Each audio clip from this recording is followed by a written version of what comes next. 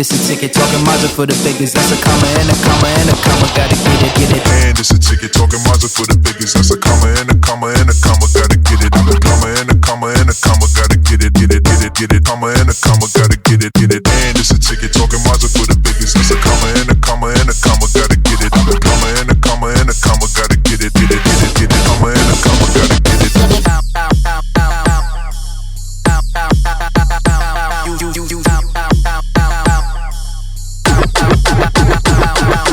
And it's a ticket, talking Mazda for the biggest. That's a comma and a comma and a comma, gotta get it. I'm a comma and a. Welcome everybody to another episode of Head to Head with Brian Parker. I think I am he. And you are with us on today with our panel. I'd like to say welcome to Mr. Michael Berry. How you doing, sir? Doing well. How's everybody doing? All right, all right. We got Mr. CJ Jones. How you doing, sir? The house. What's up? Yeah, very interesting background. Are you about to interview somebody? I see the chair. Well, this is my new setup. Well, I got my little green board now and everything, so I'm trying to do a little something. You done stepped up to a green. Yeah, He's trying to take over hosting duties, Brian. I see.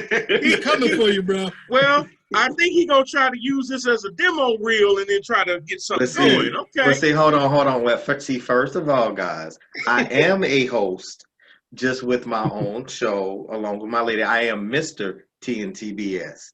So yes, I'm trying to up my situation for that. So yeah, that's my little plug. Hey, baby. Okay. That's his Johnny Carson look right there. Yeah, Mr. TNTBS. Okay, this needs to be said. All right, this needs to be said. We'd love to see that come back. And let's see, we have Mr. Bradcock. Sir. How you doing, sir? Yes, sir. Always a pleasure, man. All right, representing in the background. Oh, you done changed it again. Was it UCLA now? UCLA Bruins. We're in the Final Four for the first time in forever. Okay, so you're a Rams fan and a Bruins fan. Yes, sir. Yes, sir. Got you. Okay, very, very cool. It just happened that way. I got you. This happened. I got you. Well, that's a winning, at least one winning program you're rooting for, so that's good. Let's move on, Brian.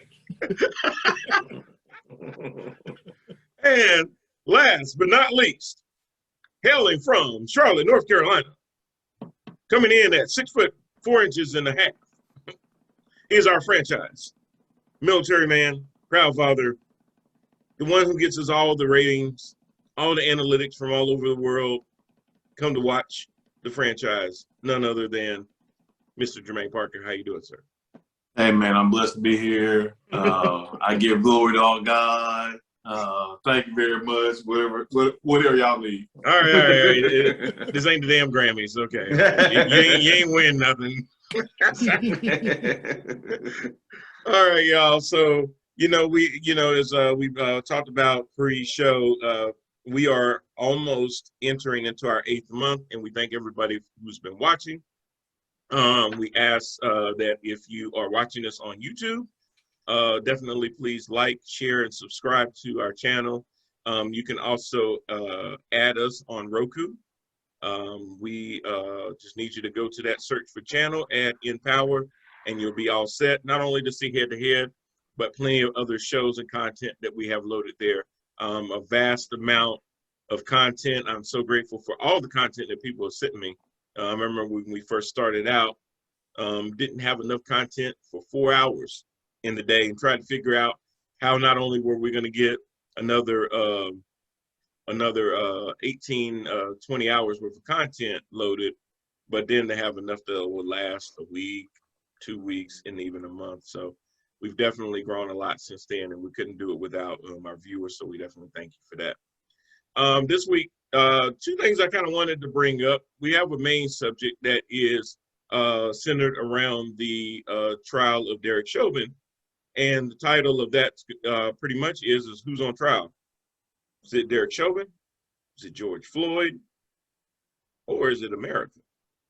First, I kind of wanted to throw a nice little softball in, as I'm hearing that there is talk of, I don't know if you guys have heard about this, basically vaccine passports. Have you guys been hearing about this? Yeah, I caught a little bit of the highlights. I'm not deep into. I didn't go into So, that. so basically, what's being proposed and looked at is having apps to basically be able to verify that you've been either vaccinated or that you have recently tested negative for COVID-19. And the reason is that if you want to go to a Knicks game, you want to go to a Nets game, Oh, then you would be able to take your phone, turn around, and it just shows people that you've been vaccinated, or that within the last 72 hours, you've tested negative for COVID-19. A very different way of being able to have large amounts of people come together without the threat that someone there could be transmitting COVID-19 and starting a super spreader event. Now, a lot of folks, mostly on the Republican leaning side, have fought against that, saying that one idiot in Georgia actually called it Joe Biden's mark of the beast. I'll let you figure out which Georgia idiot said that. Same one that believes that, you know, liberals are peddling children, sex trafficking, and drinking the blood of babies. oh my God. Yeah, but how y'all feel about that? To me, I'm okay with that, because here's the I'm thing. okay with it. If I wanted to take my child and enroll them in school, I got to show that they've been vaccinated for measles, mumps, and rubella. Yep. I think it's kind of funny to me how the party that is sitting there fighting to make people show an ID to vote have a problem with something like this. Let me ask you this. Yeah. Is going to a basketball game in the Constitution as a constitutional right? It's not a constitutional right. It's a privilege. How about going to Walmart? That is also a privilege. How about going to the bank? Privilege. So the things that are privileges, you infringing on people's rights, but the things that are somebody's constitutional rights, you put hurdles in their way to make them do it. That's cause it's different, sir. Okay, I'm just trying to figure it out. Now, the bigger issue that some people have, and yes, considerations have to be to this, is we definitely don't want this app to be able to store any HIPAA-related medical issues. And it's not designed to do that. It's designed to simply verify whether you've been vaccinated. It doesn't tell the user if you are a heart patient, if you're suffering from cancer, if you have any kind of medical, it doesn't tell anything about any illnesses or medical records. It's not for that. You know, it's kind of so funny basically how, it's kind of like walking around like with a shot record, like you said, like for your how many people have you seen on Facebook showing their damn shot record? Yeah, I got vaccinated, y'all. They're doing it anyway. That's how I know that most of my friends have already gotten it. Matter of fact, y'all, I can't show you my board. I don't think I can, but my shot is coming up on April 6th at the VA hospital at 09:45 hours. Well, we'll know because you'll post it on Facebook and it'll say Moderna, Pfizer. I will. Even my daughter just did it the other day. Now I got to talk to her because she was showing her birth date and everything. I'm like, Lord. You know, it's funny. Since you started this conversation, I just downloaded the New York State app, Excelsior. It's a walking pass showing my vaccine. There it is. Thank you. Yeah, exactly. Thank you. That's it. How much comfortable, Brad, would you be going to Madison Square Garden, knowing that everybody that walked in was able to show that, and that y'all can sit there and root for your team without worrying about somebody in there talking about, I'm not going to show you anything, but I'm still going to go watch the game anyway. Right. I get it. I get it. I would feel much better, more comfortable. Yeah. Everyone's been vaccinated. Ain't that the same party talking about opening up the economy? I do want to leave room for folks who say, I don't want to take the vaccine for whatever reason. You know what I mean? That's fine. But you get to go see the Knicks, so you don't get to go Right, and that's my point, because it's not like you're entitled to go do those things. Right. Gotcha. Those aren't your rights. Gotcha. No, those are Jermaine, privileges. Jermaine, you look like you bubbling over there. No, hit him, Jermaine. Oh, Hit him. well, Yeah. Hit him. Jermaine wheels are turning. As soon as you said it, I saw him do this. Well, I mean, yeah, absolutely. So a couple things. First of all, I think the more important passport card is to let people know who has pets and don't wash their hands when they bring stuff to a potluck. That's the card I want to see before you put your damn casserole out there. I think that's more important than anything. But we're going to be about these passports. So the reason that people are fighting against it is exactly what Brad hit on, is that there are people out there in a certain political group who don't want to take the vaccine for reasons, because they're anti anything that isn't Republican, right? And so because they didn't come up with the idea to get the credit. Yeah, because former President Trump is not getting the credit that he deserves for the vaccine. A lot of people are skeptical. I mean, now, even though it came out later on that he had secretly gotten vaccinated and stuff, but he was anti-vaccine and anti all this stuff. And there are a lot of people out there who are standing on their laurels for that kind of stuff. And saying, no, I'm not going to get the vaccine. So if you have a vaccine passport, who are you disenfranchising? Right. And the reason that this is different from voter rights is that who paid for the vaccine? Nobody, right? It was free. The government gave it out. The government says, hey, we need to do this. We're paying for it and stuff. You have to pay for IDs and go to the DMV and stuff. Right. When we talk about voter, well, that's one of the things that we talk about. We talk about voter identification is that, sure, if you'll give out a free government ID, then it doesn't disenfranchise anybody from getting it. But as soon as you make it a penny, you make it something that you have to pay for, and you don't have to pay for the right to vote. Which becomes a poll tax. Because of poll tax and stuff. And so, and there'll be people that say, well, there's plenty of ways to get free government IDs and stuff. And we're saying, yeah, okay, sure, but we need to make sure that it's available.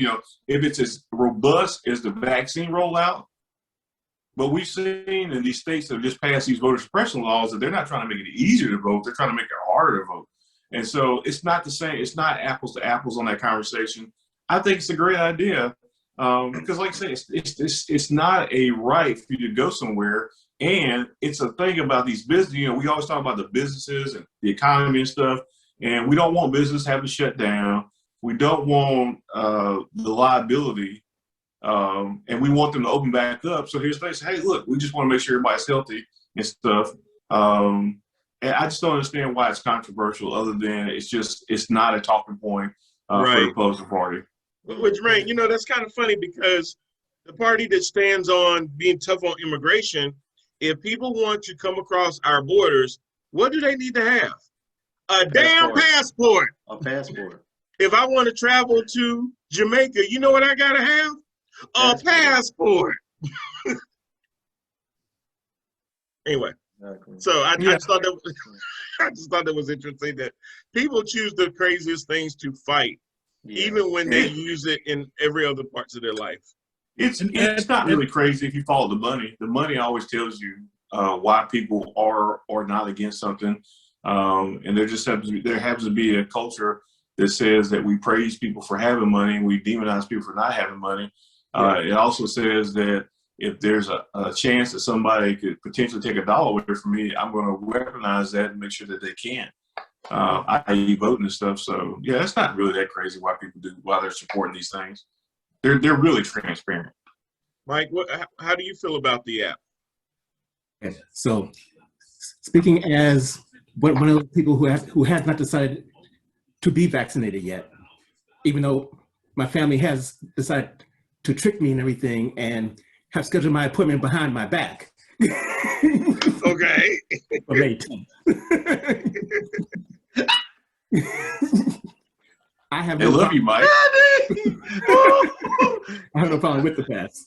Okay. They're tricky to show you they love you. Yes. I feel as long as they can prove, and there are people that are legitimately skeptical of, big tech and making sure that things aren't taking your information, but we can't be foolish enough to believe that we are already living in a society where our cell phones know too much. Yep. When I get ready to leave my job, my cell phone unsolicitedly will tell me how long it takes for me to go home. Yep. Like, how do you know I'm about to go home? Yep. Yeah, you know, artificial intelligence now that our phones do, they track your location and everything else. When you start Googling and you're searching for a specific thing, what do you see over to the right-hand side when you go to another page? A lot of those other things. It's called tagging. It's targeting. It exists. How about all y'all that sat there, and I know CJ, you and Catherine was big with it, imposing your faces into these little things and stuff where they were sucking your face. Oh, yeah. How you know somebody ain't using that for some kind of facial recognition program? But everybody was doing it. It's a part of that, yeah. You know, so we give up so much of our intellectual property on a daily basis, whether we really want to or not. Anytime you post a selfie on Facebook, there's an opportunity for somebody to turn that into a profile picture for a bot on Twitter. Yeah, of course. It can happen. We give that up all the time. All this app is basically doing is to say, did you get a shot in your arm or not? Yeah. And, you know, I do respect the people that say, hey, I don't want to get vaccinated, and that's fine. But then there may be consequences that go with it. If I don't get a passport, I can't travel out of this country. That's your consequence. That's my consequence. If I don't get an enhanced driver's license, very soon I ain't going to even be able to get on an airplane. If I didn't have my military ID, and Jermaine, I know you with me on this, we can't go to the commissary or go to the exchanges that they have on military bases. Go down to Fort Sumter and go to Fort Sumter and get some duty-free alcohol. You got me? Any of that, you know. So, brother up. I mean, that's a part of his privilege as well as mine. Yeah. You know, by us being veterans, you know, we have that privilege to go up on these bases around here, and you know, you take advantage of those discounts and different things like that. It's the same thing. I really don't have a problem with it. I really don't. Yeah. You know, it's funny you were talking about identity and theft and all of that stuff. So there was a story out with Matt Gaetz, right? The guy in Florida. We know Matt Gaetz. The whole reason they found him was they investigated his buddy down in Florida, the tax collector, the tax assessor. Yeah, was taking people's IDs out of the, you know, to be the shred bin, to be shredded, stealing, and he's the guy in charge of the county's tax assessment. And he's stealing their IDs, creating IDs from other states with your information on it. Exactly. I mean, this is people who are in charge of these things. The people who hold to the highest degree of whatever. Integrity. So-called integrity. Yeah. So who do you trust? Where? When? How? And for how long? As far as they Brad, I'm with you on a slightly related note. As I told my wife, I did not send those women those messages. Somebody's catfishing them, and baby, I just want to let you know we just talked about this. We just talked about this. Don't leave. And Cheryl, I'm gonna co-sign. Those girls was too old for him. It wasn't them. No. I almost had something. You took it from me, B. Wasn't me. You know, it's funny about this whole Matt Gaetz thing. It's funny you brought that up. I was sitting there thinking about that. The same party, it's some white R. Kelly with worse hair. But it's funny how the party that's attaching themselves to Q, and Q's whole thing is that they believe that there's a deep state that is doing sex trafficking and drinking the blood of babies. Then they asked Marjorie Taylor Greene, who was their Congress correspondent, about how she felt about Matt Gaetz, and now it's all fake news. Listen, I'll keep telling you guys, it's different. It's different. When you change complexions, let's just call it for what it is. When you change complexions, when you change tax brackets, it's different. Well, CJ, no, it's not always. It's more to it than that. Think about Governor Cuomo and every Democrat that called for him to resign. over allegations, over sexual allegations and stuff. So I mean, it's more than just that. It really is the you know, we talk about it week after week, the hypocrisy of the family first party, of the workers' party, of police and military, and we're so American pie and stuff, and that everything that ever happens to them is like, oh, we don't know nothing about that. We didn't have seen that. It's fake news. He didn't do that, even though we have credible allegations and stuff. And once again, it's not like they were going after him. They found him. Right.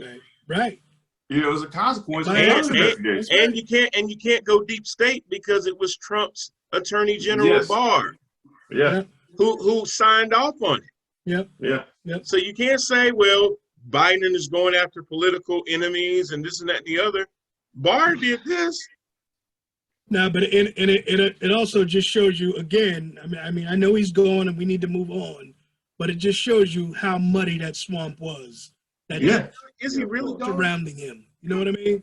How muddy it was. I don't really think he's gone. To answer your question, Brian, no, he's not really gone. He will never be gone. He will always be. He's just out of the White House, but he ain't gone. Right. But I still don't want to talk about him like he's the center relevant. You know what I mean? Exactly. Yeah. Well, see, the problem is like he's like a stain in your drawers. Just because you get the big lump of shit out, you still got the streak left behind. Oh man, see, you got to change your brand of detergent. So sometimes you can't wash that stain out them drawers. Sometimes you just got to throw the whole pair of drawers away and buy you some new drawers. Burn it at least. Yeah, maybe you might have to burn them drawers. That's true. Burn them things. Jermaine trying to figure out what show he's on. That's why I kept going. I don't know what happened. No, that's why I kept going. I'm like, what is it? He probably like, I'm glad my daughter's in just walk through this door. Oh man, not the baby. Mike just went totally silent. He was just like, look, that's them. He's like, Daddy, he went totally neutral. What's wrong with a couple skid marks in your drawers? Ain't nothing wrong with that. Oh, yeah. Brad over here getting grossed out, and me and Brian just having a good time. I mean, y'all better roll with this. We having fun. After the show, everybody gonna check their drawers and make sure that their drawers ain't got no skid marks in them now. I'm a grown man. I buy brown drawers, so I don't have these problems. Black, my brother. Keep it black, my brother. Black. If you can't see the streaks, then they're not really there. I guess you're right. Yes, sir. No more white tighty whities for you, I guess. No, sir. So we graduated a long time ago. So anyway, as everybody knows, there's a trial going on this week, and I've done my best to watch bits and pieces of it. I can't watch the whole thing because I watch the parts I don't watch. I watch the recap of and to get a good feel of what's going on. Mm-hmm. We know that in Minneapolis, May 25th of the last year, George Floyd was alive up until 8:30 that evening. And by all accounts, he was just in the store. He knowingly or unknowingly passed off a $20 bill that ended up leading to his execution. I don't really know how else to say that, because for some reason folks seem to think that when Black folks commit what may even be the slightest thing of a crime, then all of a sudden that warrants them not being able to go home to their wife and their family like everybody else gets to do. We all know the story of George Floyd, but over the last couple of weeks, while they've been doing the trial, the jury selections and everything else, we've been getting glimpses of what the defense would try to use as a true defense. You know, most people that watches this video, which has been revised from 8 minutes and 46 seconds to 9 minutes and 29 seconds, and whether it was 9:29 or 8:46, most reasonable people can agree that no man should have a knee on another man's neck for that amount of time. So to think that, and I know that everybody is constitutionally entitled to their defense, and I get that. And I get that Derek Chauvin has to have his day in court and has to be defended. But their defense is to put the man that is dead on trial and basically blame him for being dead. Right. That's their defense, is because he wasn't a model citizen and he had ingested fentanyl and another drug that it caused him to go into cardiac arrest. Not that there was a mitigating factor, that there's plenty of people walk around every day with fentanyl in their system and they don't just drop dead. Exactly. So they're trying to separate the two as if what Chauvin did had nothing to do with the fact that, well, hell, he already took some drugs, so how we know the drugs didn't kill him? Yeah. That is the smoke screen. I don't know if you're ready for us to comment. Yeah. Have y'all watched any of this trial or the jury selections or I watched the first. I watched and listened to the first day, so I think it was Monday. Yeah. And I found myself traumatized completely all over again because I took myself through, that time period, the videotape. Yeah. Not just, 3 seconds or 10 seconds, the entire thing of it, the entirety of it. And I remember specifically the first time watching it, like screaming at my phone, like, get off of him, like, okay, enough. So I kind of felt myself re-energized all over again, and I haven't watched it since then. But I was telling my brother last night, I said, it's kind of just like, Rodney King, right? Because we thought back in those days, all right, we know it's been happening for decades, for years. Now it's on videotape. You can't get out of this one. But if you slow it down, frame by frame, we're going to prove to you that you didn't see what you thought you saw. Right. This is what you really saw. You know what I mean? And they're trying it again. They don't seem to be as good as they were back in that case, but they're going to try to flip it. Now, how successful they are, no, that remains to be seen. But they're obviously going to try to flip it. It's actually the best defense and everything that they have. It's worked many times in the past. Mm-hmm. What they're always doing is make us look like a threat. Mm-hmm. If you perceive us as a threat, then our lives don't mean as much. So right. That's just an old story. Mm-hmm. Yep. You're right, Mike, because that's what the defense attorney keeps trying to drive home. He keeps asking the people that were the, for the prosecution, his cross-examination, he's asked everybody, were you angry? And I like what the EMT said to him and said, well, I don't know if you've ever seen somebody getting killed in front of you, but that'd make you angry too. And the judge kind of admonished her for saying that, because he was like, listen, he has a right to answer the question. Ask the question, your job is to answer it. And I understand that the judge is trying to keep order and everything else, but it's such a stupid question. How do you ask somebody that's literally watching somebody be lynched? Did that make you angry? Here's the question. If it didn't make you angry, why the hell not? Exactly. Are you that comfortable seeing black folks sitting there getting killed in front of you, on camera or not, that it doesn't make you angry? So that's just a stupid ass question. Yeah, so the whole thing with this is, and he is going to get away with it. And it doesn't matter how bad the defense is and stuff, because qualified immunity, which we can get into later, will save him. And so the whole purpose of the line of question is that, were you angry? Because if you were angry and you were visibly angry and you were yelling at the cops and stuff, and they felt like their life was in danger, then they're justified to do anything after that.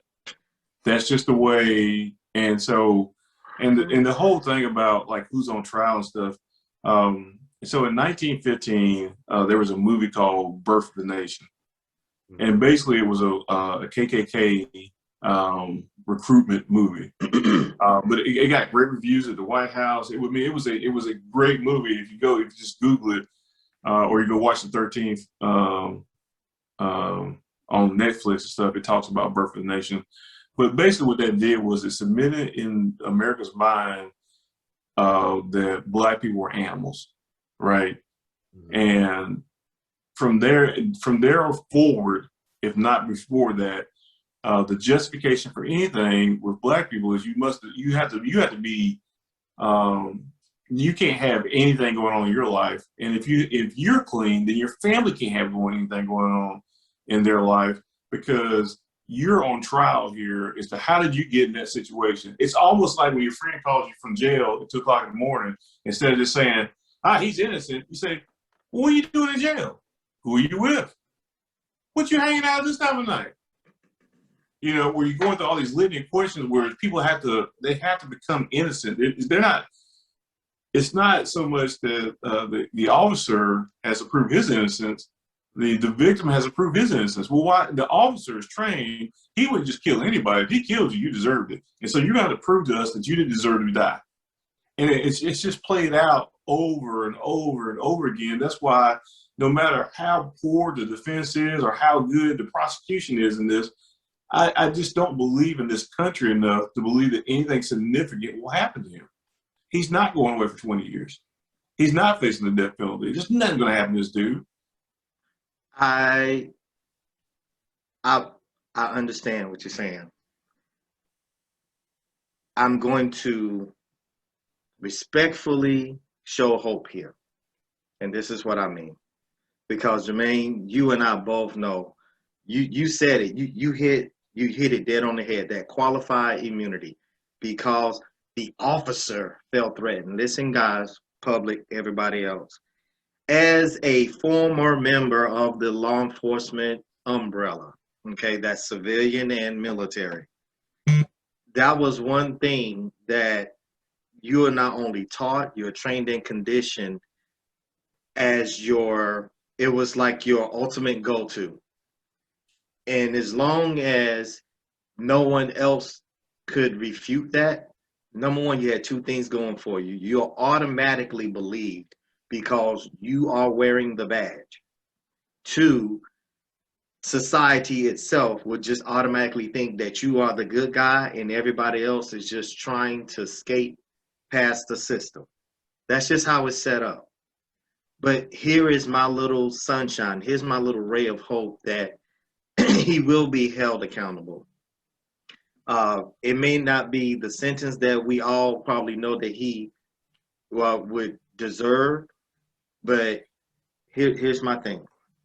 Big Brother sees everything. It shows everything. For the first time, I've watched all 3 days, and for the first time, you had so many cameras, civilian as well as stationary cameras, different people's emotions, different people's stories, and everything lined up. One of the media commentators said it like this: his demeanor is showing, his facial expression is showing. Even though his words are saying this, his actions was doing this. That's going to play a big case for the prosecution to be able to defeat. I'm hoping that it would defeat his qualified immunity in that. In other words, they know that the defense is going to be trying to push that. Oh, he was distracted. He had an angry mob. But see, because everyone so far, all 7 witnesses, I'll even like the way that my mixed martial art witness even said, he goes, listen, you're not going to paint me to be that angry black guy. And even in every time that officer, I believe his name was Towell, went to engage with him, he would step back up on the curb. You know, the older gentleman that was there. So many cameras, so many ways. So, but the commentator of the media that was covering this, I believe she was on ABC. She said the only thing that Chauvin was missing was a glass of wine and a cigar. In other words, that man looked so relaxed. He looked so unbothered, so not engaging. Like, it didn't matter whether there was an actual mob of people yelling and screaming at him. It didn't matter to that man, and he was unbothered. So that qualified immunity, hopefully, is going to be a lot more shaken than what we've seen in times past and gone. So that's my take on it. I have hope. I have hope. Let me ask the panel. I'm sorry, Jermaine. Let me ask the panel real quick. Mm-hmm. I hear what CJ's saying, and God, I hope you're right. But how many of us have already prepared ourselves to hear not guilty, or hung jury? Hung. I just had that. Either being basically an acquittal. Basically, it won't be a flat out acquittal. Who hasn't sat there and accepted the fact that that is a strong possibility? He is if not a reality. They are definitely going to go for a hung jury. My thing is that while you reserve the hope, there's nothing that this country has shown us to believe that hope is going to manifest itself. That's what Jermaine is saying. And exactly. No, Jermaine, I'm with you, Jermaine. Because even to Brad's point, even that far back in the day with Rodney King, once we started saying, okay, we got this on tape, we got you, you little racist cracker mother, we got you. We don't got you. Half the time, Jonathan Capehart brought up a point the other day on MSNBC. He said, the one small victory in all of this is the fact that there's a damn trial. Most of the time, the grand jury and comes it's quick back and because says, you're talking 10 months, bro. That's fast. Yeah, that's fast. Most of the time, my wife and I had just mentioned that today. That's fast. So but honestly, I think that had a lot more to do with the fact that Keith Ellison, former congressman, is the Attorney General. Well, it has a lot to do. So for our audience around the world who doesn't understand what we're talking about, qualified immunity and stuff, I don't know, CJ, if you want to explain it, you probably explain it better than me. But basically what our laws say is that being a police officer is a dangerous job, and we all acknowledge that stuff. And in order to help make sure that our police officers are, number one, protected, and also encourage people to actually do the profession, they offer qualified immunity, which basically means is that we're going to lower the bar. I know some people say it's higher standards, but what it actually does is it lowers the bar for conviction for officers and stuff, because they have to make split second decisions. Yes, right. And so, even though they're trained for a good 6 months, which is less than what you need in order to be a hairstylist, but even though they're trained for a good 6 months, they can still be panicked and scared for their lives, and we can't just convict people because they were scared for their lives. If we start convicting officers, then who's going to police us? Right. So that's what Paul. Go ahead. Yeah. No, I was just going to say, in layman's terms, I don't know if people are familiar with the Good Samaritan. It's pretty much the same. It runs parallel. Qualified immunity and Good Samaritan are pretty much the same thing. So for Good Samaritan is for your medical, qualified immunity is for your law enforcement.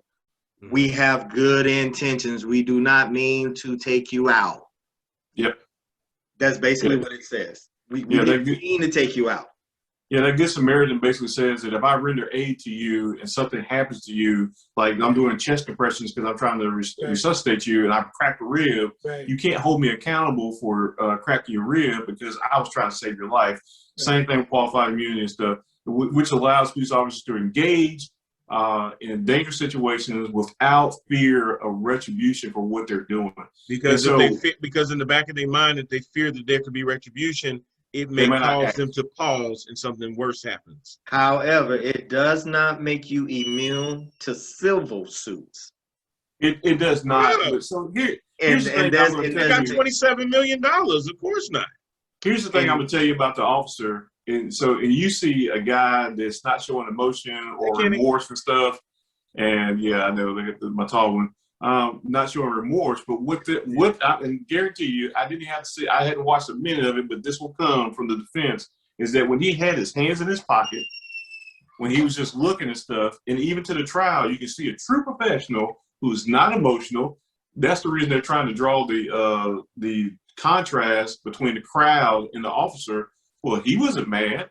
He wasn't angry. He wasn't viciously trying to kill this man. He was just trying to restrain somebody who needed to be restrained. And he was professional. He had his hands in his pocket. He wasn't choking him. He wasn't being aggressive and stuff. Look at this man today. Y'all calling him all kinds of names and stuff in front of his face. Has he gotten angry? Has he yelled and had an outburst or anything like that? No, because this officer right here was just doing his job. It wasn't personal. Which is to kill Negroes. And he did it really, really well. Yeah. But see, here's the part that I love. Go ahead, B. I'm sorry. Go ahead. I think they will convict him. I think he will be convicted.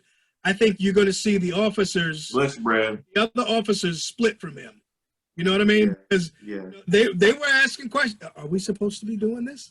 Is this? You know what I mean? They don't want any parts of what he did, and I think he will be convicted, and I think he will get 10 years plus. And see, you got to understand the thing. They all four got charged. He got the main flaw, and by right he should have. This is what I was trying to share with my wife the other day, guys. First of all, we're going to learn a little bit about law enforcement, just a little bit. Chauvin wasn't even the primary officer, and for people don't know what primary, secondary, and all this stuff is, I'm gonna try to run it through you in layman's terms. The first officer to make contact with any individual is called the primary officer. That was Officer Lane and Officer King. Mm-hmm. They were the arresting officers. They were the one that received the initial 911 call to come and investigate the situation. Okay. Wow. So exactly. So the video that what we see are the backup unit, aka Officer Chauvin and Tao. You're right, Brad. The initial officers took their hands completely off of it at first. When they put Mr. Floyd in the unit initially, he's panicking. He's doing the things that I would expect for someone to be under the influence or not under the influence being. You got to understand, this is not an uncommon event that happens in this neighborhood. They are used to these officers. And if you was listening to the older man's witness statement, he knew Chauvin. Officer Chauvin. Yeah. He was talking to him like, hey, man, make sure that he goes home. When you are just that current, when you are that routinely involved with the community, they know you. They know everything about you. So this older man is telling Officer Chauvin, make sure that he goes home just like you do. That speaks volumes, guys. That speaks volumes. Mm-hmm. Because he was the backup unit that actually took over. That should not, Officer Chauvin should not have even been the main one upon him. But because he went around the unit, he took it upon himself. He went around the unit to drag George out the other side of the unit, put him down. That's why he was at the head, his head and neck. And like I was sharing with my wife, that when we learn these takedowns and these holds and these restraints, these are only temporary holds. Our mixed martial artist, he knew exactly what he was talking about. He may not have been able to put it in the technical words, in the legal words, but anybody that has any type of training, any type of military, any type of formal training, any type of fighting period, you know when someone is giving up and giving in. The fight is gone. Okay? So just, I mean, you can watch it on TV and be like, oh, bro, like, okay, I think he had enough. And you don't even have to be a professional in that. That was the point that he was driving. Is that, okay, man, he ain't moving, he ain't fighting, he ain't doing nothing. He's not even speaking. And then the other lady that was beside him, which was the firefighter that just happened to be off duty, she did the humane thing. You can at least check for a post. And everybody was back up on the curb, not showing that they was trying to intimidate or any of those things. So for the defense to try to say that they want to try to use this qualified immunity, I don't think it's going to fly, Jeremy, because there was a lot of times to where the crowd, per se, it was only 7 people, but the crowd was trying to distract him. No, they were literally pointing and saying, hey, look, you can at least check his breathing. Yeah. If you ain't going to remove your leg, at least check his breathing. Turn him over, sit him up, because that's what I would do. I've had detained, I have arrested quite a few number of people in my 20-odd years of being in law enforcement. Mm-hmm. And people, y'all, I'm only 5'5", okay? Jermaine, Brian, y'all are considerably taller than me. I've arrested guys y'all size and better, and I treat everybody the same. I make sure that they are able to breathe, and I just simply I put them on their knees because they're taller than me. I put them on their knees, then I put them on their behind. I wait till my backup comes, and because my backup look more or less like y'all, I wait till they get there, and then we proceed to put them in the unit, kicking, screaming, whatever. But see, now it's more than just me, and we can still put you in that unit. The point is that they really didn't want to. They was doing that to try to prove a point. From the moment of contact, I had never had to approach, and I'm talking about traffic stops at night, let alone talking about during the day, y'all.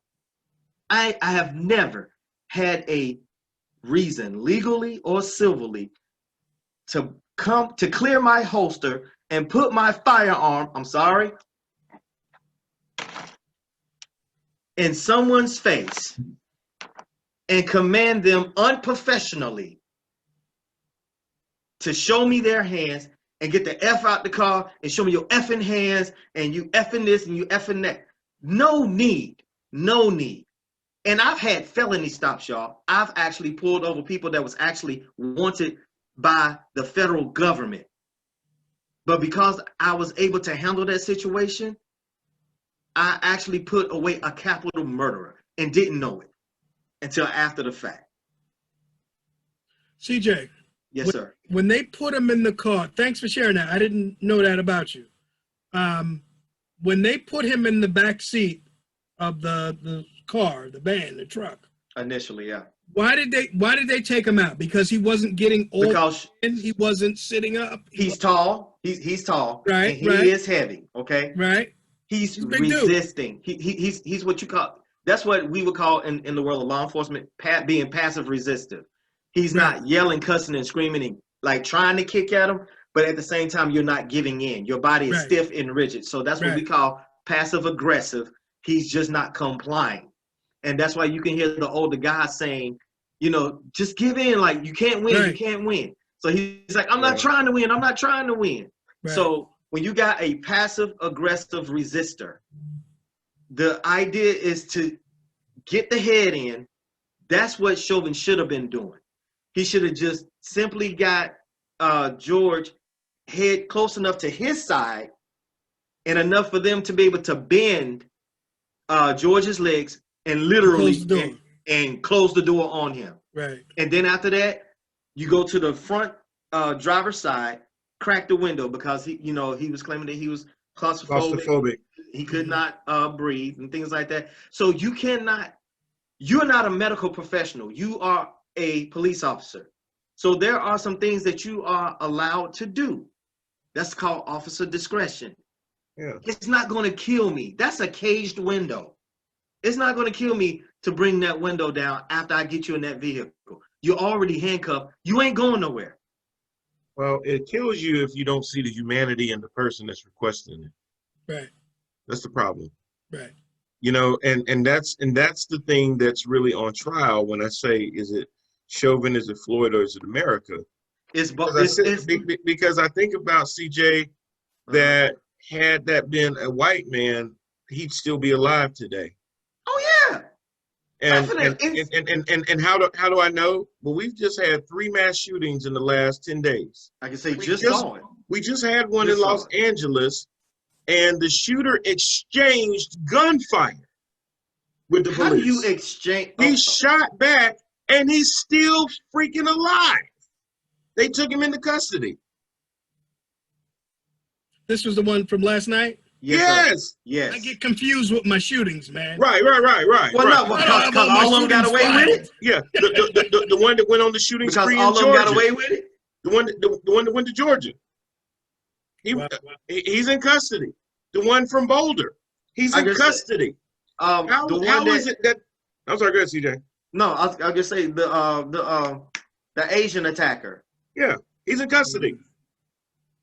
He killed 8 people. He's in custody. And is that police officer dead? Or Nope. Or he's just gravely wounded? Only people what they're going to say is when we apprehended them, there was no active resistance. They complied. But the guy in LA shot back. Okay, and instead of you shooting him in the head to get rid of the threat, now you decided to shoot him in the leg so that you could detain him. Excuse me, let me correct you there, Mr. Brian Parker. That is, we shoot center mass of whatever is showing. So whatever is showing, then that's what we are trained. So he stuck his leg out instead of his head. Did you catch my eye wink? Mm-hmm. Yeah. That's and again, you're talking about what happened last night, because I didn't hear the full story. Yeah. He got wounded, and then like the guy with that shot up all the Asian folks in Georgia, they shot him in the leg to basically bring him down. Dylan Roof shot 9 people in Charleston, South Carolina. Not only did they detain him, but they took his ass to Burger King before they took him to jail. Right. Yeah, gave him a snack. Because killing that many Negroes at one time can, make you a little hungry, make your blood sugar go a little low. Yeah. But when it we've all seen the videos on YouTube. We've all seen them of white guys whooping the shit out of police officers. Yeah. One of them beat up 2 officers. And took his car. I saw that. We've all seen those. We beat the hell out of him, got in his car, and drove off. Yeah. And they get peacefully arrested. Let that have been Willie. We know what it is. We always have known what it is. It's not new to us. But that's the thing that kills me, Brad, is that an unarmed black person is more of a threat than a white person with a damn AR-15. Right. A 13-year-old playing with a toy gun is more of a threat. A black man walking back to his car means you need to shoot him in his back. A man in Staten Island selling loose cigarettes is more of a threat. A kid that's about to go to college in Missouri walking in flip-flops. Yeah, that's tough, bro. That one was tough. Is more of a threat. Yeah. A young man going in the middle of the All-Star game to get some tea and some Skittles. Right. And bro, I mean, that's the, in all seriousness, I joke a lot, and I'm the first one to be like, well, you need to look at your history, but that's the reason why I'm so heartbroken. And that's why so many black people are so heartbroken about this country and stuff, because we say, well, justice will be, this is the same country that held us as slaves for years. Right. We still don't have an apology. And the idea that we might need some reparations offends people. Right. This is this country. I mean, we can keep going through this, right? How many black towns, Tulsa is one, Chicago, Wilmington, how many black towns were burned to the ground? Or bombed. And don't go back too far. 1985, Philadelphia, the police dropped a bomb in a black neighborhood. We can talk about how many angles we got on this, how many people saw it, how many people were dispassionate. They used to bring their kids to the lynchings. They are not warned by these views. Yeah, that was they used to have front row picnics. That's where the term come from. That's how it was birthed. Yeah. And that's why I will never use that term. That's why I will never personally, I will never use the term picnic. And that's oh my why, gosh, I never knew that. Really? You didn't know that, Big? Yeah. There's some controversy but about that it. makes some sense people now. say yes, some people say no, but yeah, I've heard that. No, but that was the origination of it. And then of course the brush, that's why they slide it under controversy, is because they can't exactly prove it. But it's you know what? It's like our slang. It was a code word. Right. Picnic was a code word. Wow. And that's why it's been, you know, I would love to see justice for his family. I would love to see justice for our communities. I would like for this to be the way forward and the conversation that we can have, because there's been some really good testimony and stuff in this trial. A lot of people making some really good points. That firefighter, the female firefighter. Oh yeah, she was good. And so I saw some clips of that, and you know, and today they were talking about that. You know, at no point did they even try to assist him. It was actually the ambulance drivers who took the cuffs off of him. They refused to take the cuffs off of him. Right. And he was dead. And he was gone. Then he was dead. Well, you know what? And it's funny because they keep bringing up the fact that, have you ever seen that when you bring somebody back from an overdose, they're really aggressive? No, listen, guys, this is why I'm kind of glad that I'm in I have the background that I have, because not only is it law enforcement, it's also security. And more specifically, guys, I've worked emergency room security for the hospitals. So I can definitely tell you what goes on, okay? Whenever you are in transit, those handcuffs come off. We have what we call restraints, bands, that you can attach from the gurney to the patient. So again, no excuse not to show humanity. Because yes, when you do bring someone that is coming down off of something, or that IV is kicking in now they're like, whatever the case may be, that's when security comes into play. And we have to come in and put hands on them. And matter of fact, the procedure, guys, y'all will never guess what the procedure is actually called. It is called handle with care. And when we do this motion here, this motion is actually like a swimming motion. So like one of us distracts from the front and the other one comes from the back. And what we do is that we go over your shoulders, down across your back, come up like we're praying. And that's to put you almost like in a chicken wing position. Okay. And what I do is that I put my hands, for those of y'all that can't see, your spine is literally in between my hands. So you can't hurt me and they can't hurt me, and I'm not hurting them. And again, by me being short, I sit you down or I put you on your knees. It's called handle with care. Atrium Health, you can actually look those procedures up. You know, CJ, that's cool. I wish they would handle people of color with care. With care, because they don't. Because they don't. And that's why I had to walk away. They don't, and until I see otherwise, they won't. When I saw it, even in the hospitals, man. Yeah. This is why I had to walk away from law enforcement. Like, a lot of people don't understand. I loved my job. I worked myself up, guys.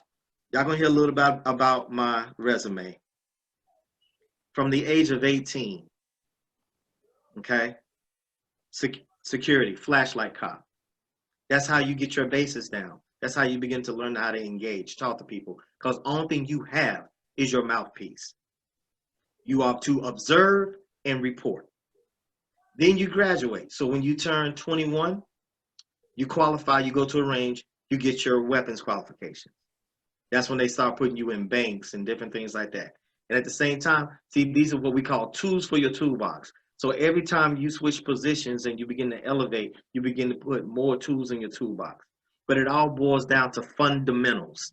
And the fundamentals is to be able to use your mouthpiece and use humanity. And to be able to decipher what is life-threatening and what is not. And even whenever this officer, God, I'm sorry. when this officer decided to use deadly force right off the bat, Jermaine, I know you know this because you hear it all the time in the military. There's only very specific reasons why you should ever use deadly force, whether it's nylon or leather. It does not matter. Yep. You don't ever approach anyone for any reason with a firearm. It's the first thing that they see. Not even on a fleeing felon. Yeah, because they're fleeing. They're not in danger to anybody. Exactly. That is the reason. They are fleeing. And George was not a danger to anybody. And, you know, we talk about our ROEs, our rules of engagement, and anybody that's been overseas stuff. In an active war zone, the rules of engagement are narrow, right? They are extremely narrow. Like, it like ridiculously put your life in danger, narrow. Exactly. And that's why it's so crazy when you come back to the States and you see officers who just straight off just like deadly force. You're like, that don't even make no sense. Like there's a escalation of force that everybody's taught that uses a firearm. There's a definite path of escalation of force. And when they don't, but it goes back, like I say, go watch Birth of a Nation, and it tells you that we're not human, and that's why you don't get any humanity. Right. Mike, how you feel about that? Okay, so I've been silent here on purpose because my point of view comes from a slightly different perspective. When I was in my 20s and 30s, I was pulled over by police more than a handful of times. Mm-hmm. Once for walking the streets of East New York, being a black person and everything, that's a very strange thing to actually have happened, walking to East New York and Brooklyn, which is all black. Right. Thrown against the wall,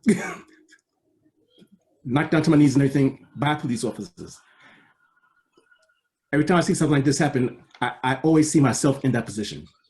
So this has always been like a tough topic for me because almost anybody that I know could have been George Floyd at a certain point.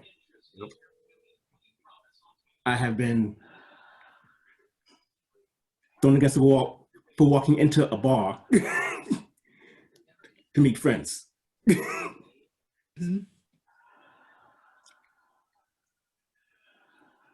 It's just a tough topic for me because I understand that a couple of times I was actually lucky and everything because it was a police officer like CJ who understood what was going on and held back another one of the officers from doing something that they weren't supposed to do. And in all my years growing up, we have never seen a police officer actually punished for what they do. I don't think that this is going to be any different. I pray that it will be, and there will be some justice in this case and everything, but I still don't see it happening. Yeah. They did punish that one brother who shot that white girl from Australia. Oh, that was quick. That was quick. Yep. That was quick. And I mean, he got serious time, if I'm not mistaken. He got serious time. Yeah. There was no blue line mattering with him. He got convicted right away. So Brian, I hear your point, man, and I saw when they talked about the first part of the videotape, getting him out of his own car, right? And the struggling and the tussling, you could see it setting up where it's like, oh, we couldn't control this big black guy. He said it. He needed this level of restraint. You know what I mean? They're setting it up. And then later, they're going to talk about George Floyd and his colored past, right? So when you said, oh, who's on trial here? Yeah, we're going to see. A lot of things are going to come out about George Floyd. Yeah. It may sway the jury, it may not. Well, they already started talking today. They talked today with his girlfriend. Okay. Yeah. Who admitted that they both had their past challenges with opioids, where they both started taking them for medical issues, and they both got hooked.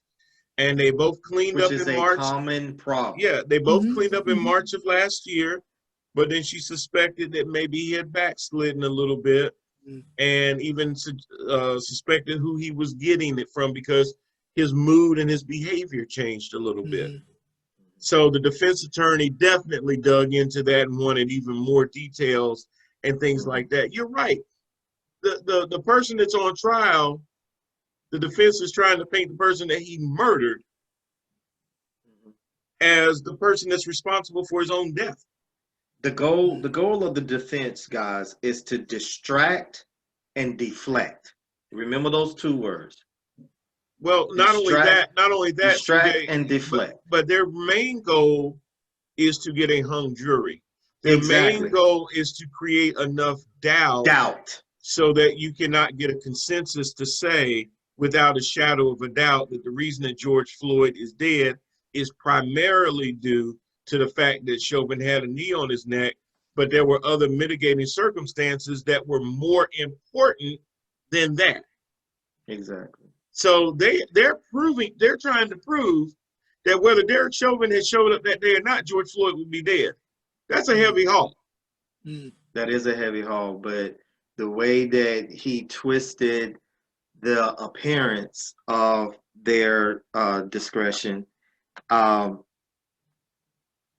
could see it today. Was it today or yesterday? I could see it then.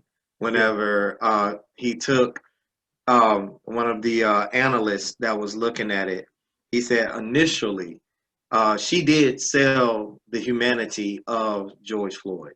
Yeah. But where her feet got a little stuck in the quicksand was when she would start to talk about the Percocet and things like that. And but the prosecution didn't seem to be like totally thrown off guard with it. He recrossed her again and said, okay, well, for clarification purposes, you know, so forth and so on. So they are prepared. It's about as prepared as you can be. But in a sense, today was that day, a little bit of light shown for the defense. That's why I said it like that. But so far, like if you were taking points, it'll be like 3-1 right now. So, I mean, but we'll see. Like I said, guys, I'm trying to stay hopeful. I'm trying to stay positive. But yeah, I've been that way, guys. I've always prepared myself for the worst. I've always prepared myself for the worst, but I will always hope for the best. That's just the type of man I am. I do take this personally, like my man Mike. Like I said, I've been on both sides of the badge.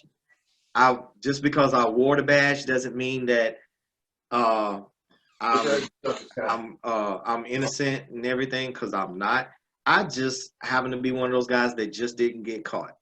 I've been arrested. I've been handled roughly, everything. I just so happened to come across a deputy sheriff that refused to let me go completely down the drain, because my life was heading that way. And he said, look, you're going to make something of yourself. And that's when I began to make better decisions.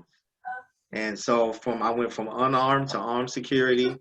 Then I was sponsored to go to my BLET, which was in right here in Charlotte with the sheriffs. I did my training with the sheriffs. I was a detention officer. After that, I became a military police officer. After that, I kind of relaxed that, went back to being security for Atrium Health.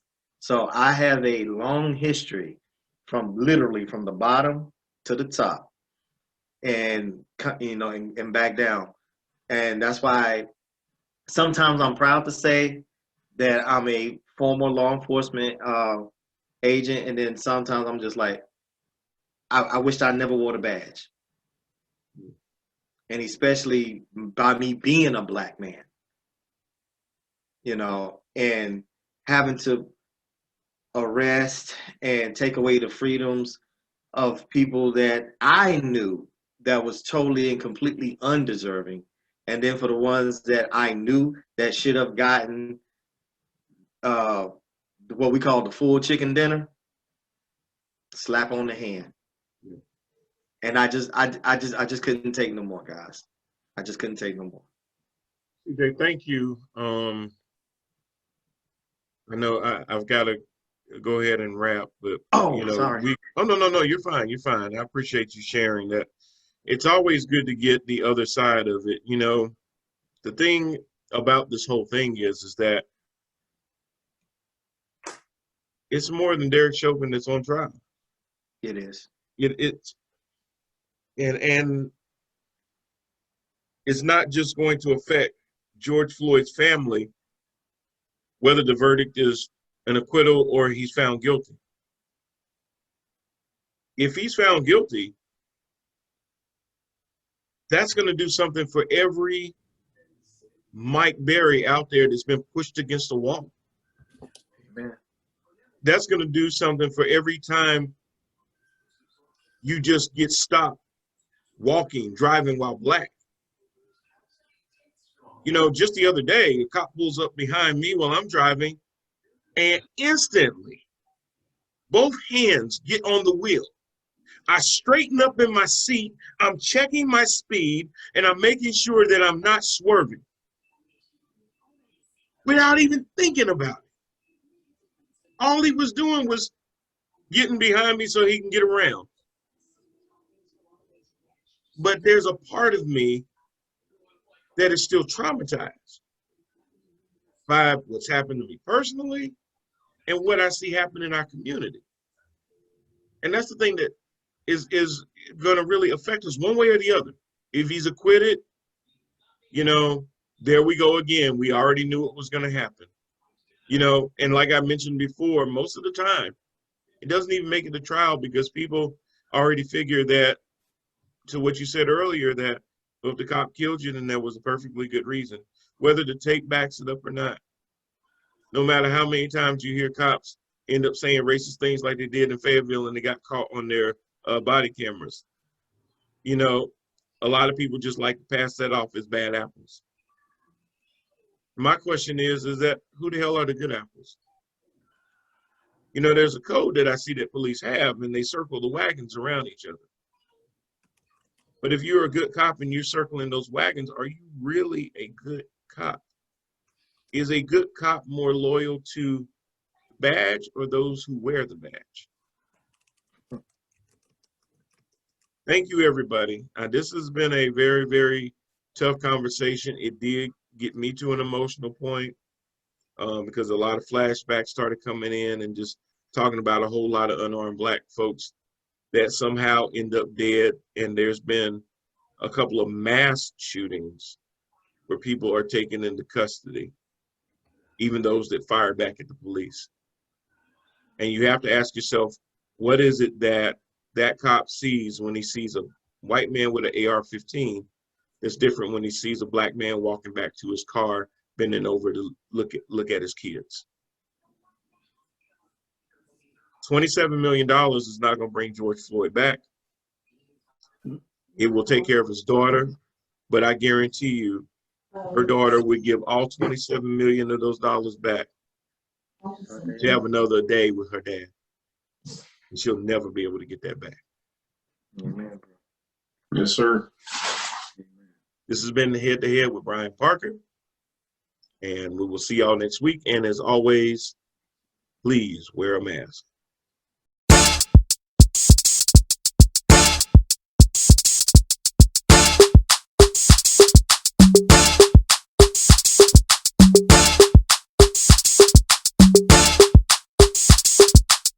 And it's a ticket talking Mazda for the biggest. That's a comma and a comma and a comma. Gotta get it. And it's a ticket talking Mazda for the biggest. That's a comma and a comma and a comma. Gotta get it. I'm a comma and a comma and a comma. Gotta get it. Comma and a comma. Gotta get it.